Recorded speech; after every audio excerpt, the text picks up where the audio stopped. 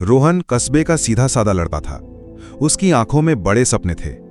जब भी कोई उससे पूछता, बड़े होकर क्या बनना चाहते हो, तो वो मुस्कुराकर कहता, मैं ऐसा इंसान बनना चाहता हूं कि मेरे माँ बाप गर्व से कहें, यही हमारा बेटा है। उसके दोस्तों को लगता था कि वो बड़ा भाग्यशाली है, पढ़ाई में अच्छा, संस्कारी और भविष्य वाला लड़का। लेकिन कोई नहीं जानता था कि उसके भीतर एक ऐसी लड़ाई चल रही है जो हर दिन उसे तोड़ रही थी। वो खुद से कहता, अब की बार मैं ब्रह्मचर्य का पालन करूंगा, अब की बार मैं अपनी ऊर्जा बचाऊंगा। वो इंटरनेट पर प्रेरक वीडियो देखता, किताबें पढ़ता और निश्चय करता कि अब कभी गलती नहीं करेगा।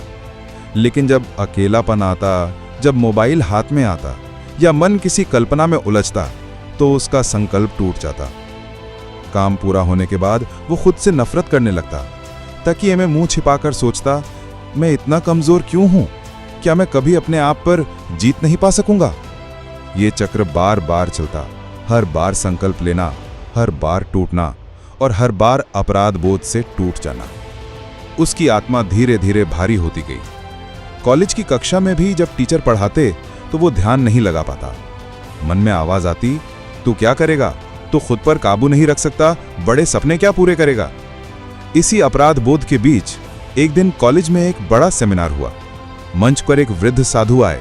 चेहरे पर शांति थी, आंखों में चमक और वाणी में करुणा। उन्होंने कहा, ब्रह्मचर्य केवल शरीर का संयम नहीं है। ब्रह्मचर्य का मतलब है अपनी ऊर्जा, अपने विचार और अपने समय को सही दिशा में लगाना। ये मत सोचो कि अगर तुम असफल हो गए तो सब खत्म हो गया। नहीं, असफलता कमजोरी नहीं है।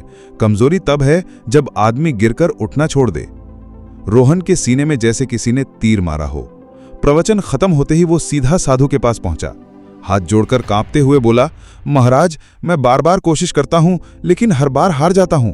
क्या इसका मतलब है कि मैं कभी सफल नहीं हो पाऊंगा? क्या मेरे सपने सिर्फ सपने रह जाएंगे?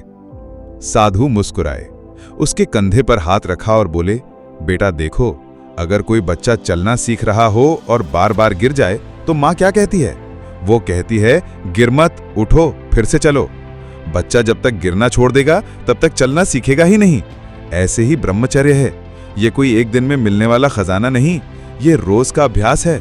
आज हार गए तो कल उठो, कल हार गए तो परसों उठो। असली साधक वही है जो गिरकर भी उठता रहे। रोहन की आंखों से आंसू बह निकले। उसने कहा, लेकिन महाराज, उस वक्त क्या करूं जब मन काबू से बाहर हो जाता है, जब दिमाग में लहरें उठती हैं और मैं उन्हें रोक नहीं पाता? साधु ने गंभीर होकर कहा, मन को खाली मत छोड़ो। याद रखो, मन ऊर्जा का समुद्र है। अगर उसे दिशा नहीं दोगे तो वो गलत राह पर भाग जाएगा। जब भी मन भटके, तुरंत उठकर कोई अच्छा काम करो। किताब पढ़ो, खेलो, टहलने निकलो, ध्यान लगाओ, माँ बाप से बात करो। मन खाली रहेगा तो गिरेगा, काम में लगाओगे तो संभल जाएगा। फिर उन्होंने एक और गहरी बात कही, ब्रह्मचर्य का मतलब ये नहीं कि तुम कभी गिरोगे ही नहीं। इसका मतलब है कि तुम हर बार उठोगे और एक दिन आएगा जब तुम्हारा मन इतना मजबूत होगा कि वो तुम्हें खुद संभाल लेगा। उस दिन रोहन ने ठान लिया कि अब वो खुद को दोष नहीं देगा। अब वो हर बार असफल होने पर खुद को कोसने के बजाय और अनुशासित बनेगा। अगले दिन से उसने अपनी दिनचर्या बदल दी। वो सुबह सूरज निकलने से पहले उठने लगा। ठंडे पानी से स्नान करता, फिर योग और व्यायाम। शुरुआत में शरीर थक जाता था, लेकिन धीरे धीरे वही थकान उसके मन को संयमित करने लगी। पढ़ाई के लिए समय तय करता और मोबाइल पर समय बर्बाद करने के बजाय किताबें पढ़ता। उसने अपनी डायरी में लिखा, मैं ब्रह्मचर्य क्यों चाहता हूं? क्योंकि मुझे अपनी ऊर्जा बचानी है, मुझे अपने सपनों को पूरा करना है, मुझे खुद को जीतना है। जब भी मन डगमगाता वो ये पन्ना पढ़ लेता। लेकिन ये सफर आसान नहीं था। कई बार फिर उसका मन बहका, कई बार वो फिर हार गया।